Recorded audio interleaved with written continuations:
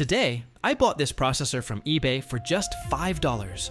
I honestly don't know if this is going to work or not, but let's find out. First, let's unbox it.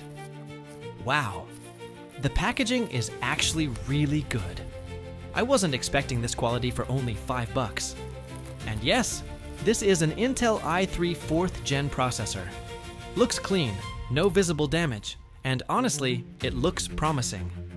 I also bought a $5 RAM stick, but I'll make a separate video about that soon. Alright, enough talking. Now it's time to install this CPU into the motherboard. I'm carefully placing it into the socket because one small mistake can ruin the whole thing. Locking it in place, nice and secure. Alright, the CPU is installed properly. Now I'm placing the CPU cooler on top and tightening it carefully. Next, let's connect the CPU fan cable so the processor stays cool while running. After that, I'm plugging in all the power cables and motherboard connectors one by one. Everything is finally coming together.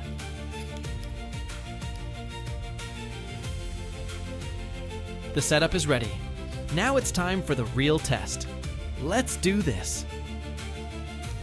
Everything looks ready. This is the moment of truth. Let's power it on.